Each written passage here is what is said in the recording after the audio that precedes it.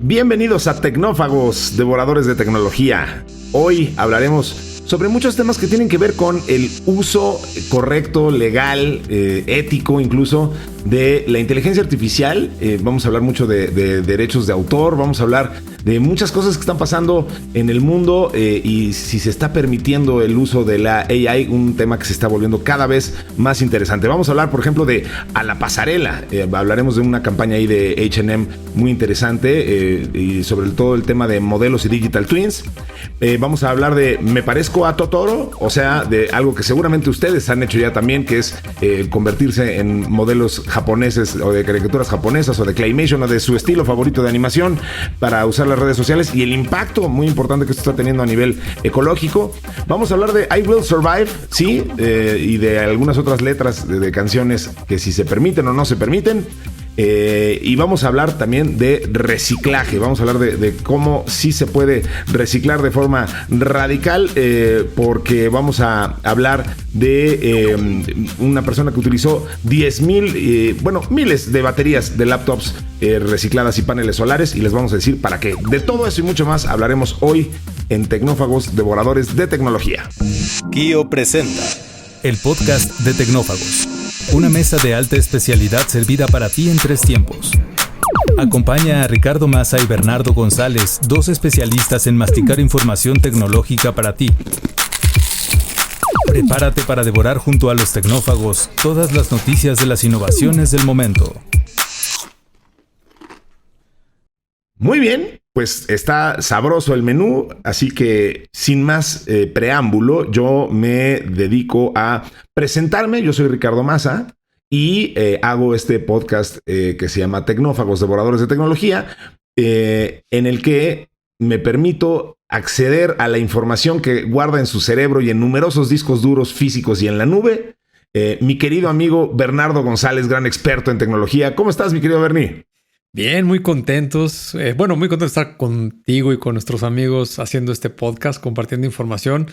Un poco, pues no sé si la palabra correcta sea triste con esta noticia de los aranceles que finalmente llegaron. Ok, sí. Y que han causado un problema, pues al menos en las bolsas de Estados Unidos y de otras latitudes. Y pues y en las bolsas, las bolsas de nuestros pantalones también, porque las bolsas de nuestros bolsillos. Sí. Pues digo, yo no me lo esperaba. Digo, no sigo muy de cerca ese tipo de noticias, pero me daba la impresión que estaba como más concentrado en algunos países, México, Canadá, por supuesto, China, la Unión Europea como un bloque económico, pero se aventaron una retalía ahí de no sé cuántos países y les metieron unos aranceles durísimos. Por ejemplo, Vietnam. Sí. Le pega con mucha maquila de todas las prendas de ropa, calzado a muchas marcas muy importantes. Pero bueno, es lo que hay, es el nuevo mundo. Por ahí TikTok está ahora a la venta apresurado. Hay unos postores, Amazon, el fundador de OnlyFans, Larry Ellison con Oracle, el fondo de inversiones de BlackRock con Andreessen Horowitz. A ver quién lo compra en los próximos días. No estoy seguro si el deadline estamos grabando hoy, que es viernes 4 de abril. Uh-huh. Y creo que en unos días es este famoso deadline. Por ahí la empresa Amazon con el proyecto de Kuiper, se escribe Kuiper, que seguramente lo han escuchado. Sí. Finalmente el 9 de abril va a lanzar su primer batch de 27 satélites con estos cohetes de United Launch Alliance, el famoso cohete Atlas 5. Sí. Donde van estos primeros satélites, pues para competir un poco o equilibrar un poco el mercado que tiene pues prácticamente nada más Starlink. Le pregunté a ChatGPT y aproximadamente hay unos 8,000 satélites de Starlink, que número unos 7,129 están actualmente en órbita y unos 6,500 son los que están dando servicio. Ya tiene cerca de 4 millones de suscriptores en más de 100 países. Entonces, pues vaya ventaja que le sacó Starlink, pero pues nunca es bueno que solamente haya una sola empresa en ningún ámbito del mercado, porque eso genera muchos problemas.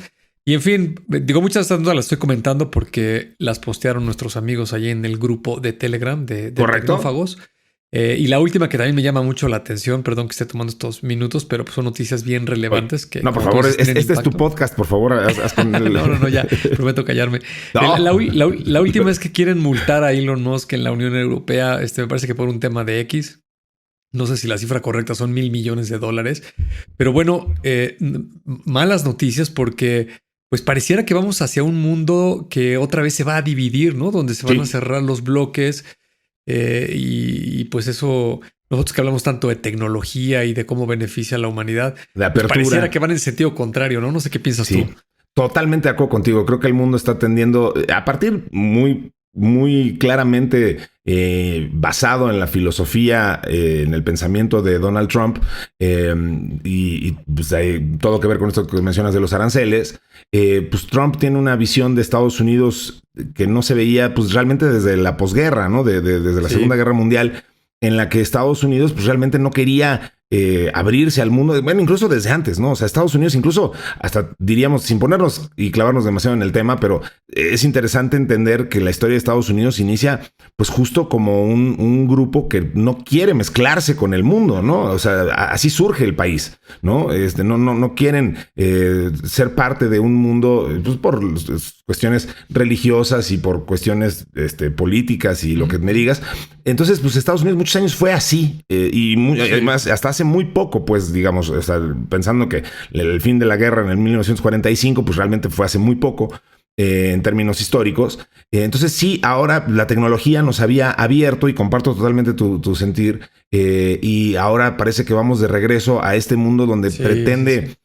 todo ser autosuficiente, que sabemos que ya no se puede, ¿no? O sea, hoy, hablando de los aranceles y de temas que nos competen con tecnología y este tipo de cosas, pues un auto, hoy estábamos viendo una estadística.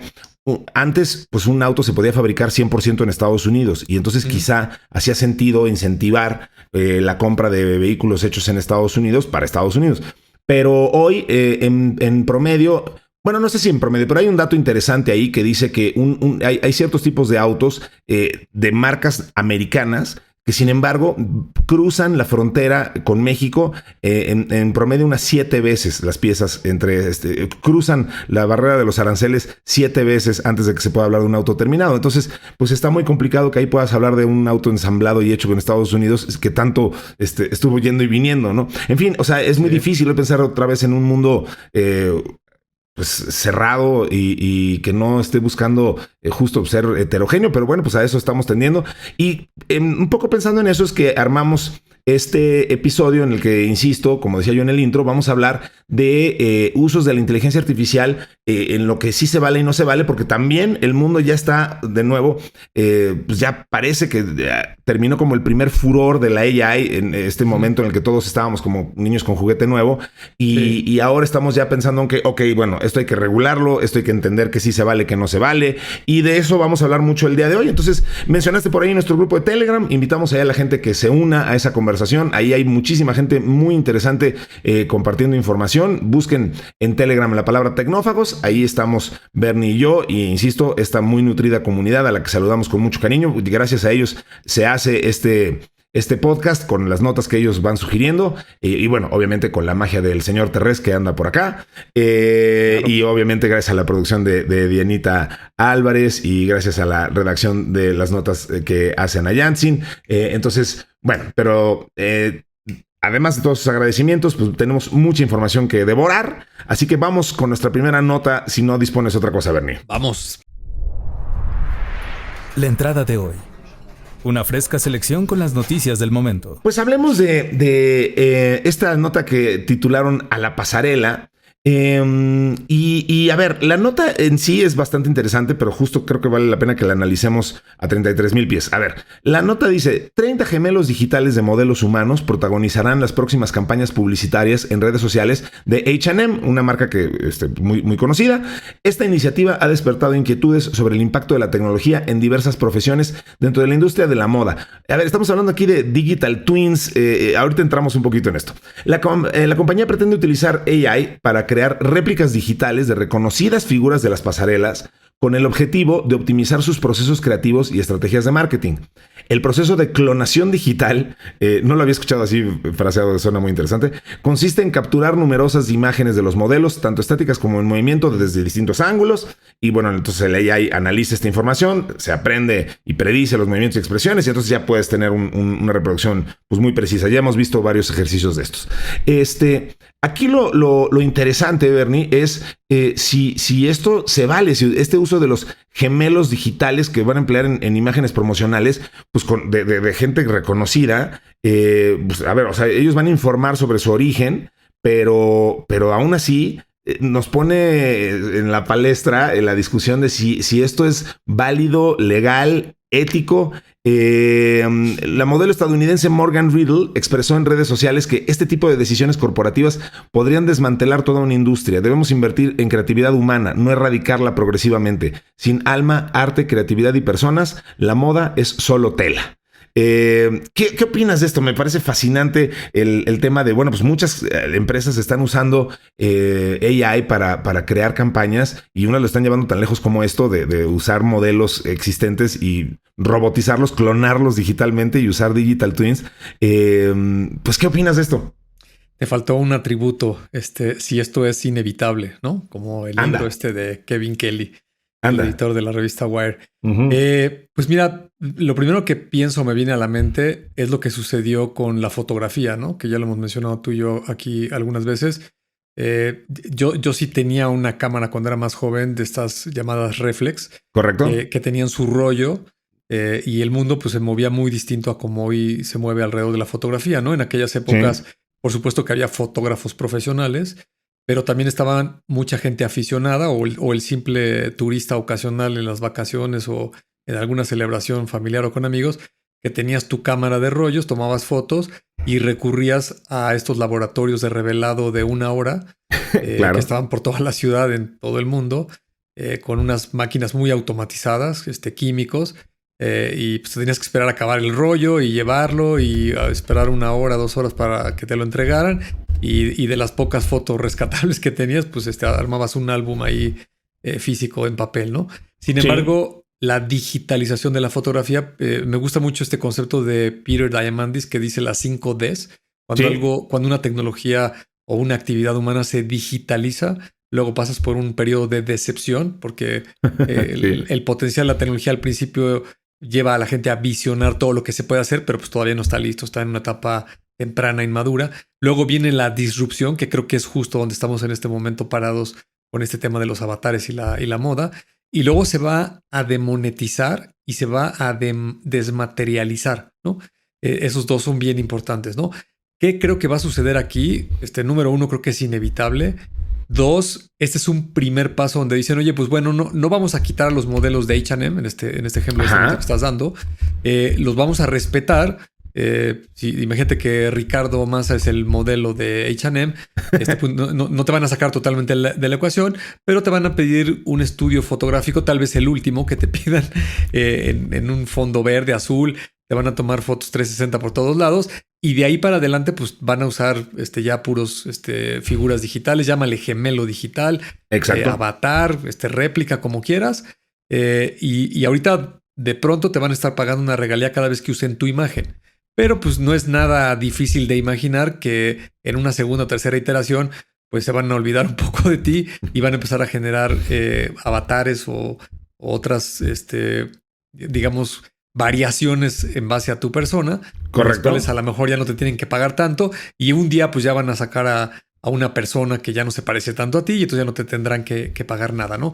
Y esto por supuesto que es preocupante porque pues esta es una industria, ¿no? Por un lado están los modelos humanos, esto que mencionaste de esta persona que le preocupa, pero también están los fotógrafos, todos los asistentes de la producción, maquillistas, estilistas, gente de vestuario, por supuesto la postproducción, los retoques, la edición.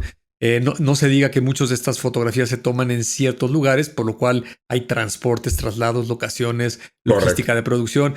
Tú conoces mejor toda esa industria que yo. Pero lo dices perfecto, pues sí. Ajá, y esto me parece que va a transitar por lo mismo que pasó la fotografía cuando se digitalizó, ¿no?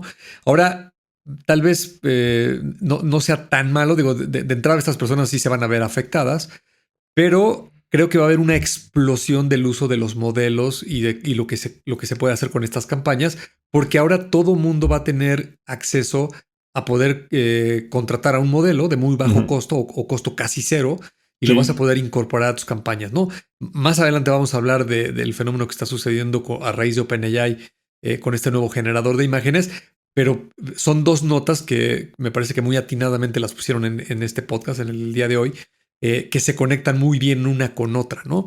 Sí. Para terminar, creo que vamos en esa dirección, ¿no?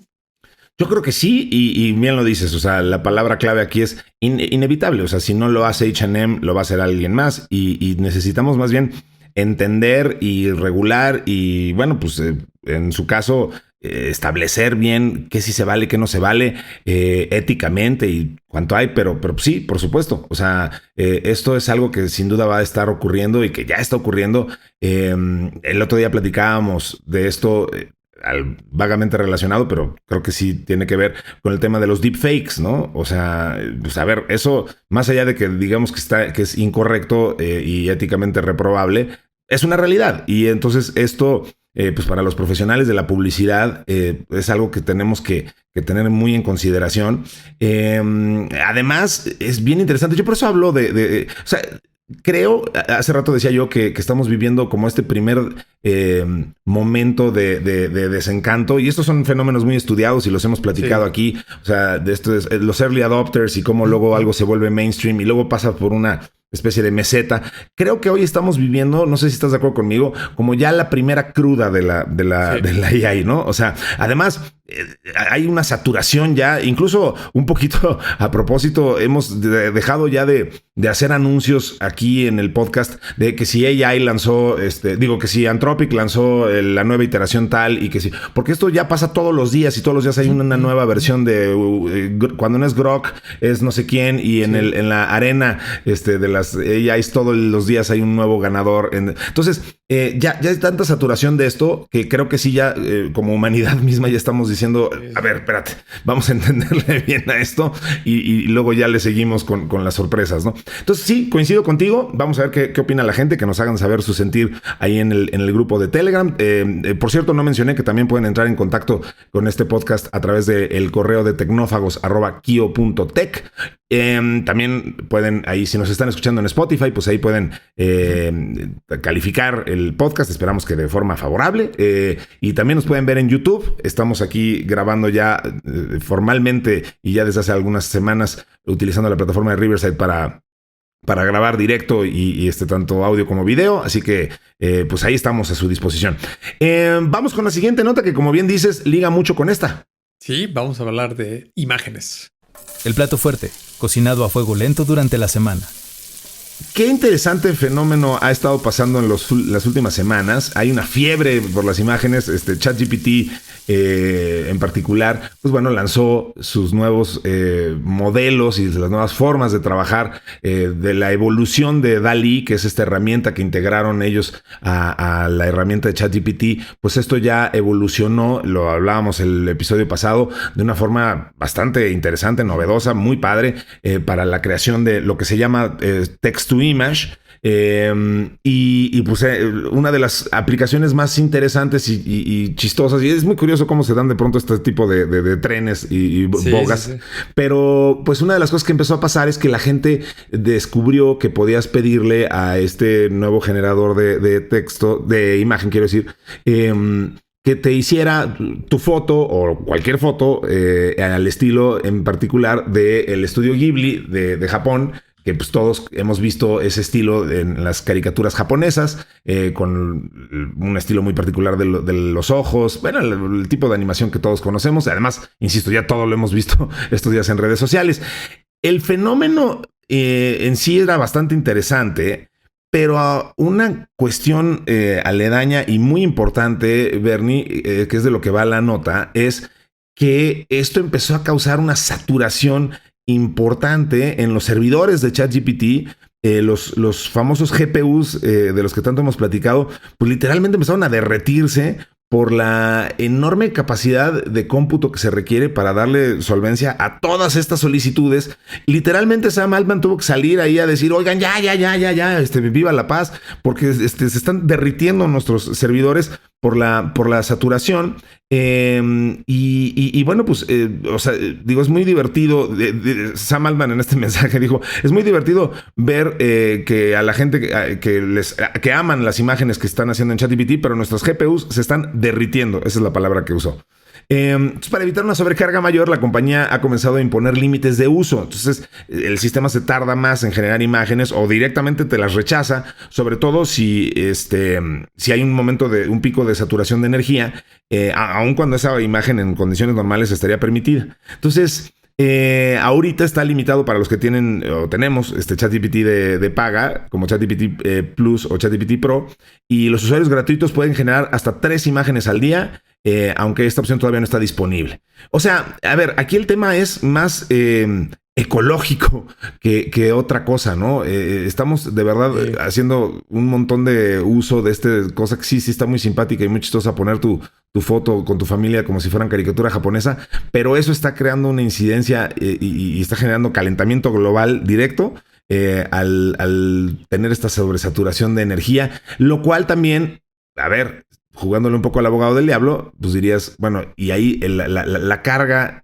como dirían los abogados, de la responsabilidad, en dónde está, en el proveedor, en el usuario, en los dos, es un tema que debemos de regular entre todos.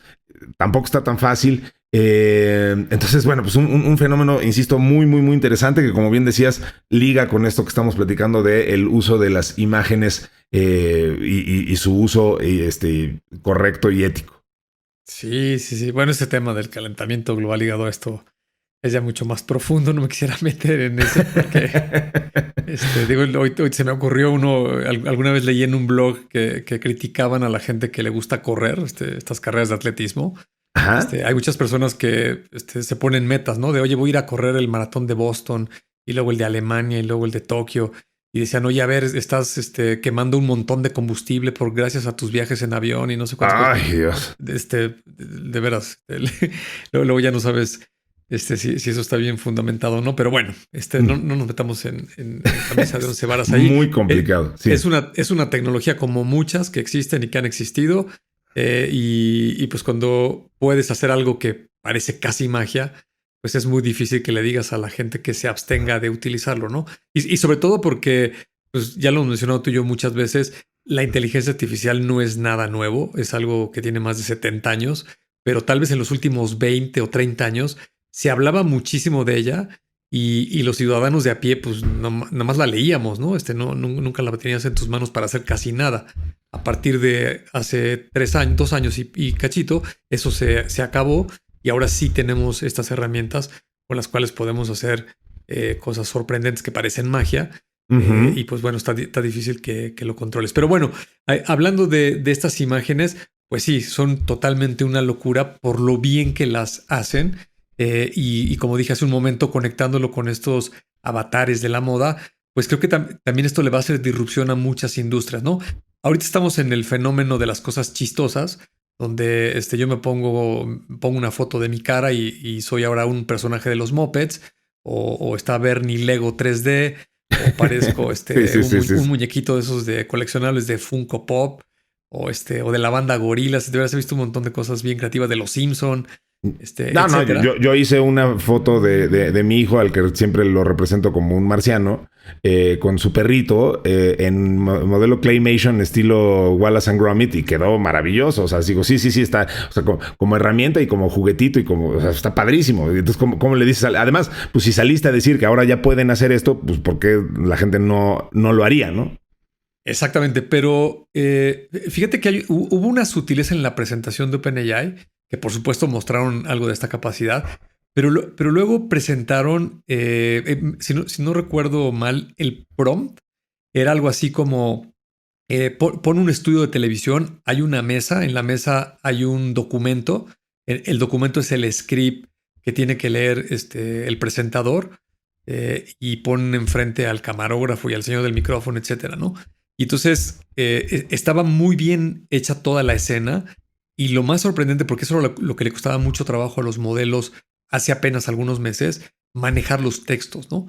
Y he visto muchos en ese sentido, ¿no? Donde, por ejemplo, hay otro que está dando vueltas ahí en las redes sociales que dice, oye, pon a una persona que está escribiendo en un pizarrón de estos de cristal, el reflejo del pizarrón muestra la ventana y a través de la ventana se ve el Golden Gate porque estás en San Francisco y lo que estás escribiendo es un poema de tal cual cosa, Sí. y ponlo con letra manuscrita, etcétera, y lo hace bastante bien, ¿no? Yo hice una prueba en mi oficina, tú recordarás mucho estos comunicados de Kio de algún evento o alguna cuestión así, Claro. que le ponían una imagen y mi prom era, oye, a ver, agarra esta foto, quita la imagen, que es un diseño pues de Illustrator, yo creo, ¿no? Que lo hace un diseñador. Sí. Adecúalo con esta fotografía y luego haz de estos cambios al texto.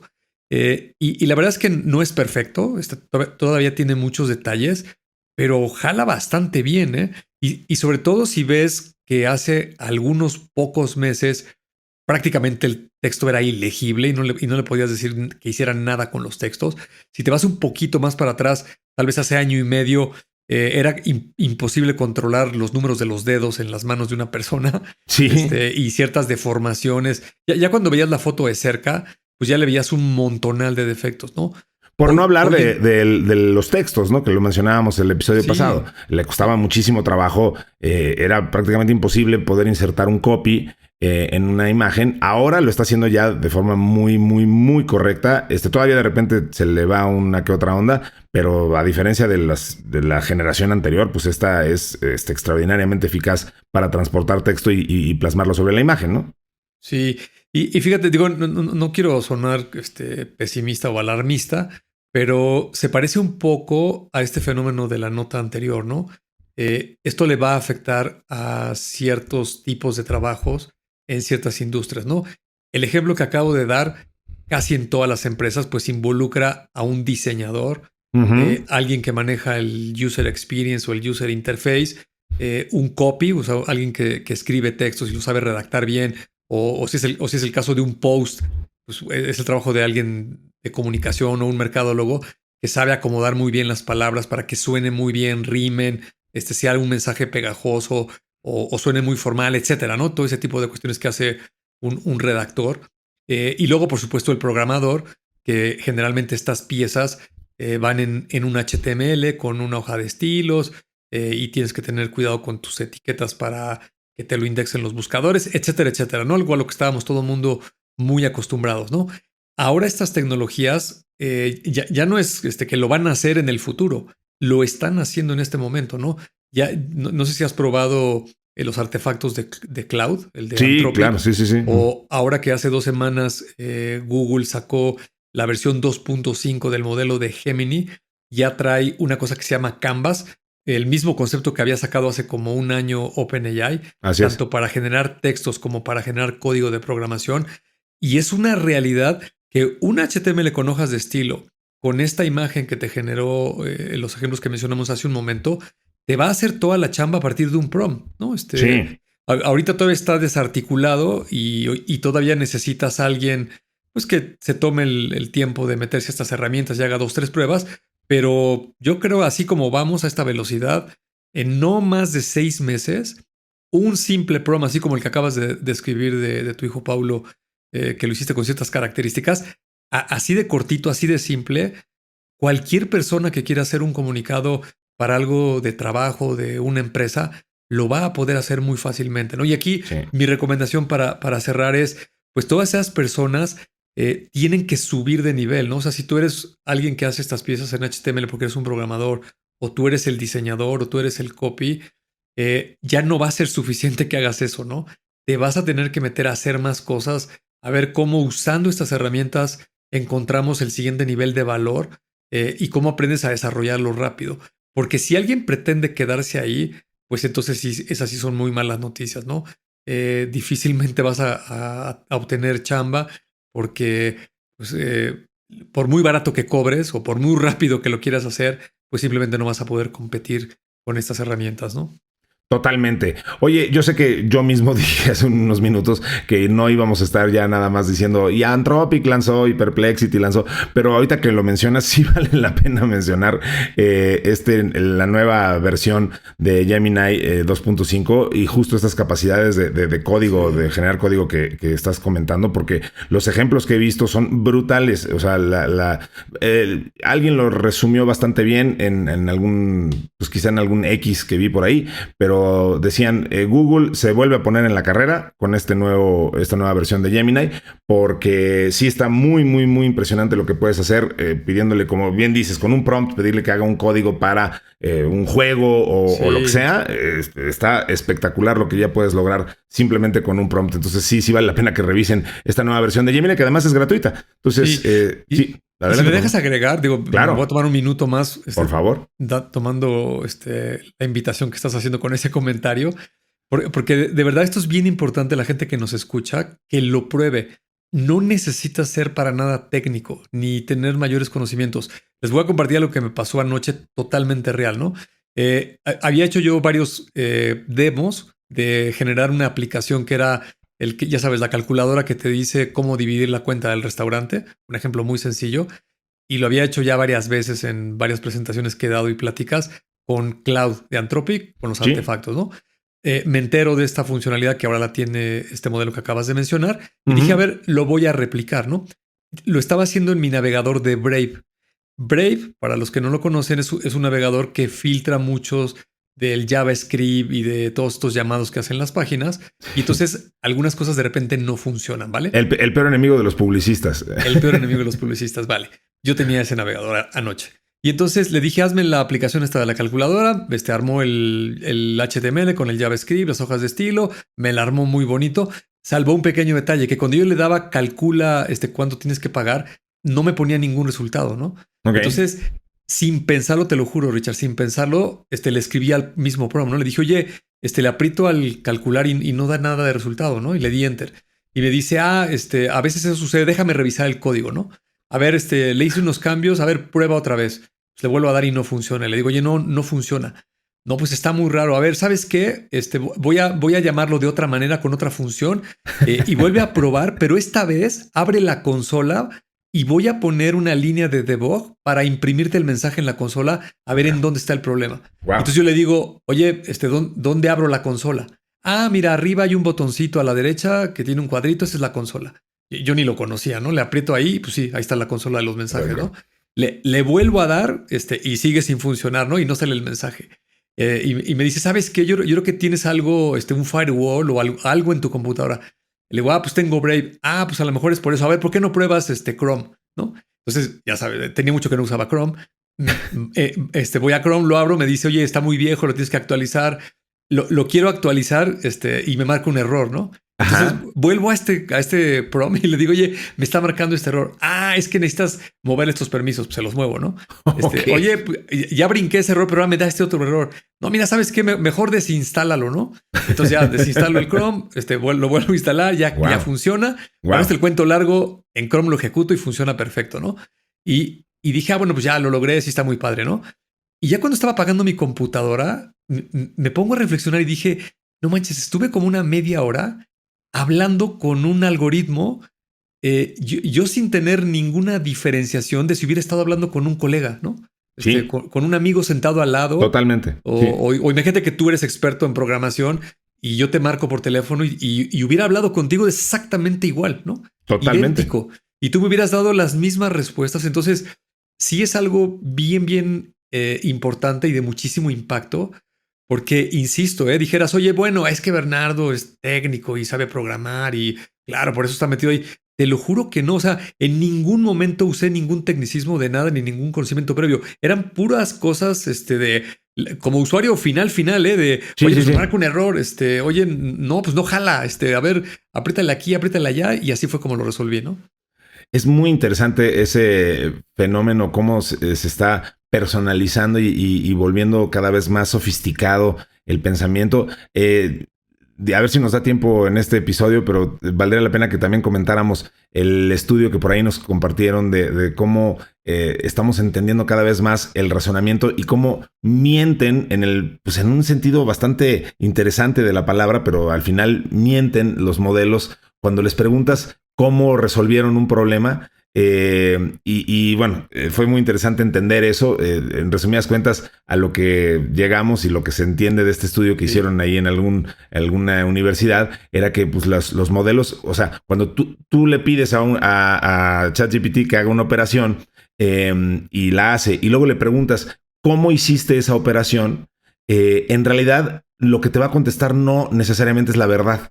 Y no es que el sistema quiera mentir, lo que pasa es que tú le estás haciendo una pregunta y como siempre, lo que hace el algoritmo es responder esa pregunta de acuerdo a su entrenamiento, a su base de datos y responderte de la forma más correcta posible. Y estadísticamente, entonces, lo que estadísticamente sea lo más probable que sea correcto. Entonces, si tú le preguntas cómo llegaste a la noción de que 12 más 8 es 20, pues te va a decir, pues sumé las decenas y luego las unidades y tal.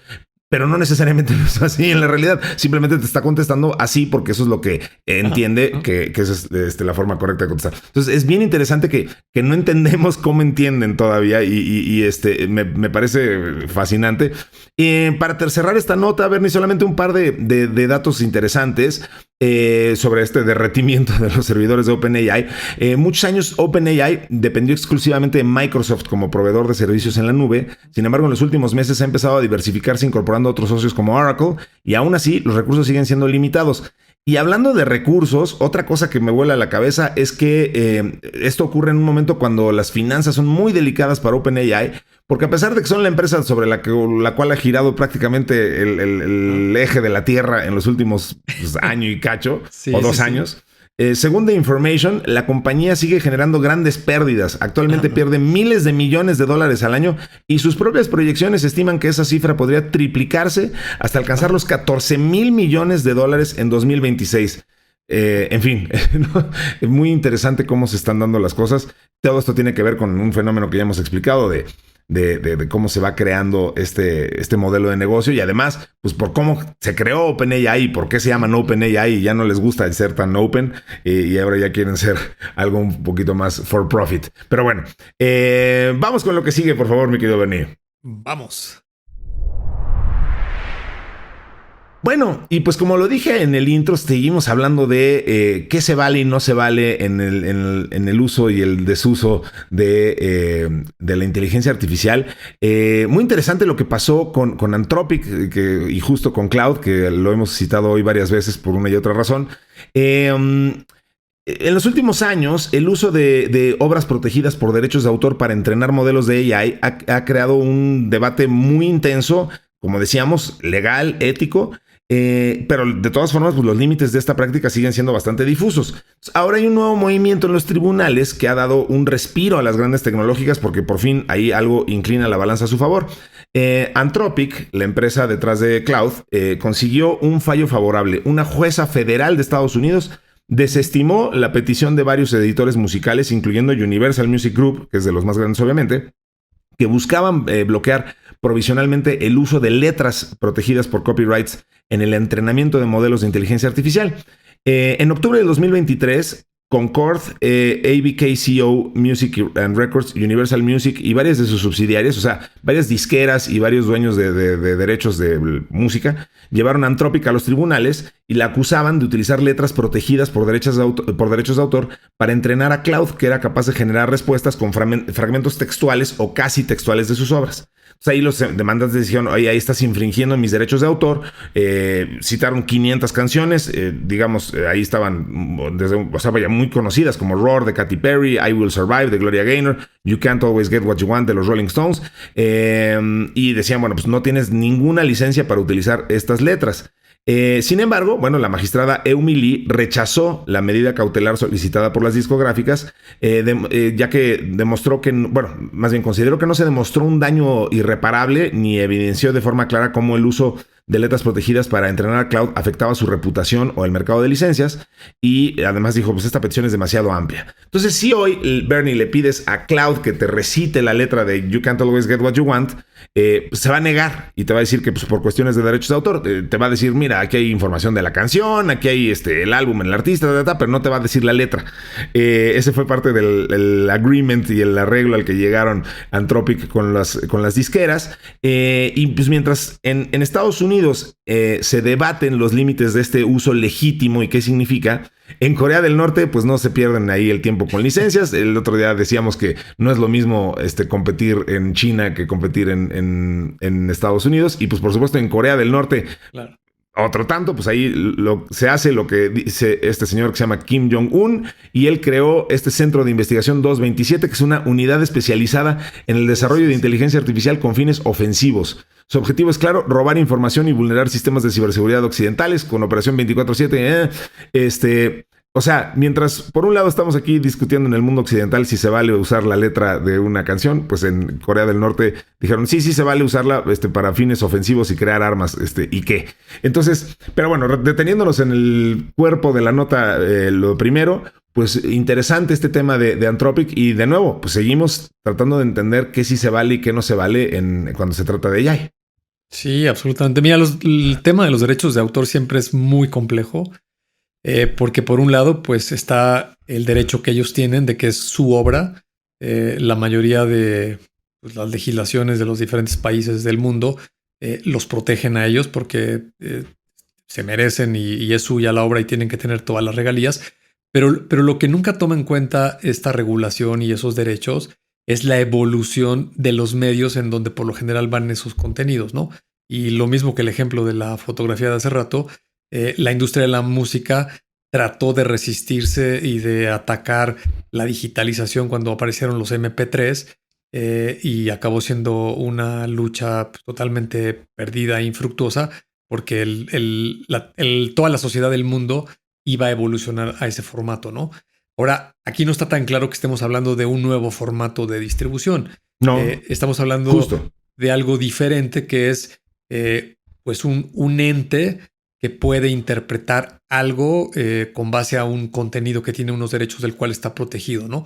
Pero de ninguna manera aquí, por ejemplo, estás diciendo que lo vas a vender o que vas a hacer una explotación sobre el autor. Es súper debatible, seguramente hay muchas opiniones en contra y a favor. Yo muy particularmente creo que es muy arriesgado apostar en contra de la tecnología. Sí. Por lo general acaba sucediendo una evolución, la gente se acaba moviendo hacia lo nuevo y no por otra razón, sino que por una razón económica, ¿no? Sí. La inteligencia artificial, como muchas otras tecnologías transformadoras, como lo fue en su momento la electrificación, como lo fue la computadora electrónica, como lo fue el propio Internet, etcétera, tiene un driver muy importante económico, ¿no? Las cosas las puede acelerar, las puede hacer mucho más potentes, que sean más rápidas, más eficientes, menos costos, etcétera, etcétera, ¿no? Entonces, pues la inteligencia artificial es como una aplanadora, ¿no? Va a pasar encima de esto, lo quieran o no lo quieran, y le podrás poner estas restricciones como el ejemplo que acabas de dar de Anthropic, de, bueno, pues ya si me estás pidiendo específicamente que te ponga aquí en la pantalla esta letra de esta canción que está protegida, pues eso no lo voy a hacer. Pero cualquier otra cosa del conocimiento que tiene esta herramienta, y aparte es bien interesante lo que planteaste hace ratito, me quedé mucho pensándolo, de si te están contestando la verdad o no, sí. Pues es un tema estadístico, ¿no? Sí. Nosotros racionalmente los humanos, y aparte ni siquiera estoy tan seguro que seamos tan racional y que lo entendamos así, a lo mejor en el fondo también somos un poco estadísticos, pero bueno, sí. Lo que le llamamos nosotros nuestro raciocinio, sí, es, oye, pues el 9 por 9 es 81, sí, y entiendo y te puedo explicar que es una suma sucesiva, ¿no? Sí. Es sumar 9 veces el número 9, eso sí. Es una multiplicación, y por eso 9 por 9 da 81, ¿no? Sí. Esta tecnología, al menos en este momento, no funciona así. Esta tecnología la entrenaron con millones de textos y resulta que estadísticamente lo más frecuente que se encuentra es que 9 por 9, los siguientes dos caracteres que siguen es el 8 y el 1, ¿no? Correcto. Y seguramente puede tener muchos resultados erróneos. Debe haber textos donde 9 por 9 es 64. Por alguna razón. 9 por 9 es 10. Lo que pasa es que tienen muy poca frecuencia y por eso no te los arroja, ¿no? Exacto. Y luego cuando le preguntas, oye, ¿Cómo fue que obtuviste el resultado? Pues lo mismo, ¿no? Busca cómo... Si la explicación que acabo de dar es una suma, una multiplicación es una suma sucesiva, si eso es lo que aparece más veces en el texto, eso es lo que te va a contestar. Pero no porque lo entienda, sino simplemente porque es lo que se repite más veces estadísticamente, ¿no? Exactamente. Ahora, hay muchos seres humanos que nos jactamos de ser inteligentes y a lo mejor también tenemos ese raciocinio que simplemente repetimos cosas. Yo conozco algunos que dudarías que tuvieran realmente un gran raciocinio detrás. Y estoy hablando de todo tipo de personalidades públicas que aparecen por todos lados. Sí, por supuesto. Pero es bien interesante. A ver, me quedé pensando también en el tema de las letras de las canciones. O sea, qué curioso. Y ahí habría que entender también el fondo legal y el riesgo que la industria de la música esté viendo aquí. Pero porque si yo le pregunto a Cloud hoy en día, dame la letra de You Can't Always Get What You Want, pues se va a negar. Pero bueno, o sea, pues, si la busco en Google, la voy a obtener de enorme cantidad de fuentes. ¿Cuál sería la diferencia? Bueno, pues aparentemente la industria disquera o de la música piensa que el que Cloud o bueno, Anthropic utilice la letra para entrenar al modelo está infringiendo de alguna forma su derecho de autor.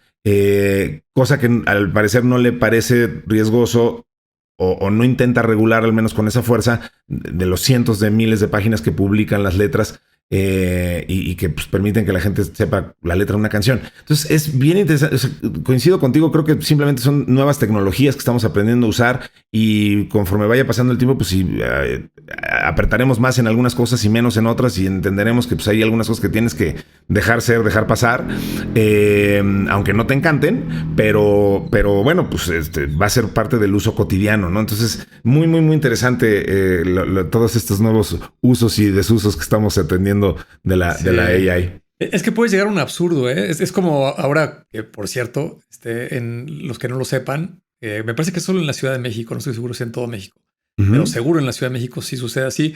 Ahora resulta que es ilegal que las placas de los coches tengan un marquito de plástico alrededor, ¿no? El famoso portaplacas. Ajá. El famoso portaplacas, ¿no? Entonces, imagínate que en el tema de la letra de una canción estuviera prohibido que una persona cante una canción, ¿no? Claro. Tú estás en la regadera en tu casa y te pones a cantar la letra de una canción y imagínate que llegara un policía y te dijera, oye, Ricardo, te voy a multar. ¿Por qué?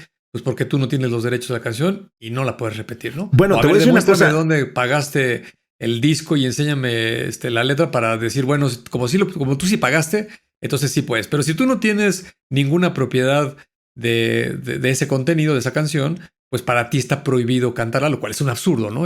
Así no funciona el mundo. Te voy a decir una cosa que es absolutamente real. La voy a documentar bien y la voy a platicar, pero sé que sí es cierto y me tocó verlo y esto existió. Hubo un serio intento hace quizá más de una década de parte de la asociación que protege los derechos en México, se llama Lamprofon. Pero hubo un intento muy serio de parte de la industria de la música en México de intentar recolectar multas del transporte público que por usar sus discos y por ponerlos en las unidades, en los peceros, en los camiones, etcétera, alegando que a ver, ¿por qué está sonando aquí esta cumbia, no? Bueno, pues porque aquí tengo mi disco que compré, ¿no? Y lo puse, pues sí, pero aquí queda muy claramente escrito en el disco que este disco es para tu uso personal y al ponerlo tú en tu camión, lo estás convirtiendo en un medio de difusión masiva. Entonces eso no te da, el comprar mi disco no te da derecho a darle difusión masiva, así que cáigase con una multa. Así que vaya, dijiste, esto puede caer en el absurdo. Como la televisión de paga, ¿no? En los restaurantes o en los bares. Bueno, otro, lo mismo, ¿no? otro si gran yo compro ejemplo. una suscripción de un sistema de cable o similar, pues lo puedo tener en mi casa, y nada más en una tele, ¿no? Si quiero ponerle más teles, tengo que pagar 2, 3, 4 teles o el paquete que haya, ¿no? Pero si lo quisiera poner en un restaurante, porque es mi negocio, pues ahí caigo en otra categoría y me cobran más, ¿no? Entonces entiendo que lo del camión iba por ahí, ¿no? Totalmente. Bueno, en fin, dijiste caeríamos en el absurdo y yo lo que diría es, lo raro sería que no cayéramos en el absurdo. Vamos con nuestra última nota de hoy, mi querido Bernie. Siempre queda un espacio para el postre. Y bueno, pues cambiando un poco de tema y en algo un poco más peculiar, hablemos de reciclaje. Esto sí es reciclar. Una interesante nota sobre un usuario que ha logrado implementar un sistema de energía en su hogar que le ha permitido contar con electricidad durante 8 años ininterrumpidos con el uso de más de 1000 baterías de laptops recicladas. No sé por qué me acordé mucho de ti con esta nota, Bernie. Yo creo que es algo que tú bien podrías hacer. De hecho, hacía. Últimamente lo he abandonado totalmente, pero hubo varios años que le metía yo al hobby que se llama Maker.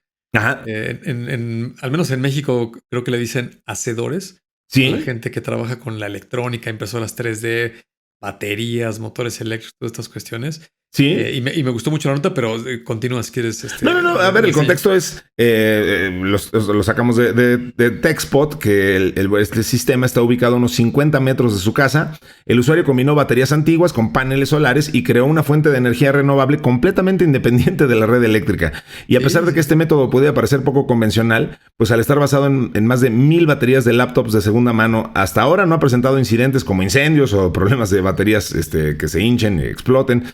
Lleva casi 10 años en funcionamiento. Esto inició en noviembre del 2016, cuando ya utilizaba paneles solares, y dijo, bueno, pues vamos a usar una batería de montacargas vieja, controladores de carga y un inversor. Evidentemente, esta es una persona que sabe mucho de ingeniería eléctrica. Con el tiempo, su instalación creció hasta alcanzar 650 baterías y pues ahí construyó una bodega para ensamblar paquetes de baterías con una capacidad de 10 amperes cada uno, los cuales conectó con cables de cobre. Pues qué interesante, ¿no? O sea, a ver, hoy logró expandir su sistema hasta contar con 24 paneles solares de 440 watts cada uno, y pues hasta la fecha no ha sido necesario reemplazar ninguna celda de batería. O sea, se hizo su propio centro de energía autónomo y creó su propia central y su propia cometida de energía hacia su casa. Pues oye, chapó, ¿no? Sí, absolutamente. Y luego el tiempo que le ha durado y las baterías, porque aparte pues eran baterías que ya eran de desecho. Claro. Voy a decir que reciclaje. Y es asombroso que sigan funcionando durante tanto tiempo y totalmente una solución hecha en casa, ¿no? Y la verdad es que puedes tomar un montón de elementos tecnológicos que están disponibles, son de bajo costo.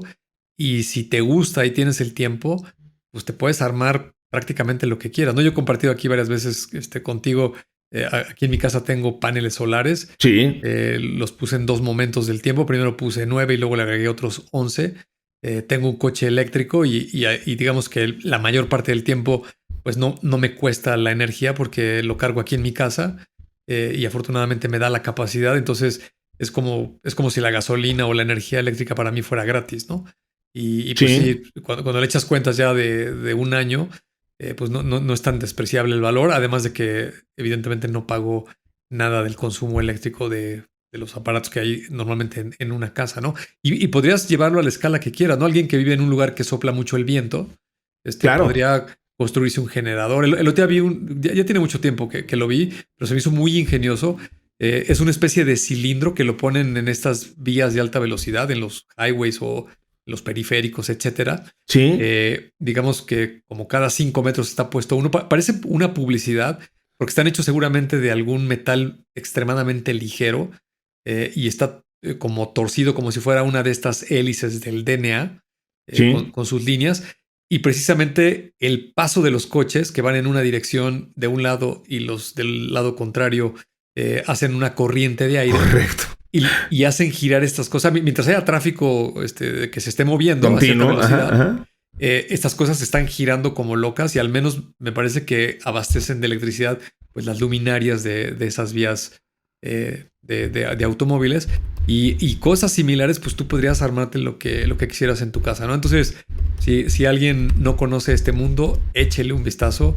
Hay un montón de cosas que ustedes se pueden armar en su casa y de paso se pueden ahorrar un poco de dinero y le pueden hacer un gran favor al planeta utilizando cosas de energía sustentable, ¿no? Energía totalmente renovable. Pues es que todo lo que genere movimiento genera energía y esa energía se puede aprovechar en otras cosas. La energía tiene esa bendita particularidad de que, bueno, pues se puede transformar y lo podemos utilizar. Y por eso siempre estamos buscando nuevas formas de crear ese movimiento que nos permita utilizar, pues como dices, energías limpias. Oye, pues qué maravilla. Me van a tener que disculpar, pero esto me recordó un chiste muy malo, pero que tiene que ver con lo que estaba diciendo, de una persona que llegaba al infierno y cuando de repente descubría una pared llena de relojes, de pared, y veía que unos andaban muy lento y otros muy rápido, y preguntaba sobre esos relojes y decía, no, es que estos relojes nos indican cada vez que el líder de un país comete una estupidez.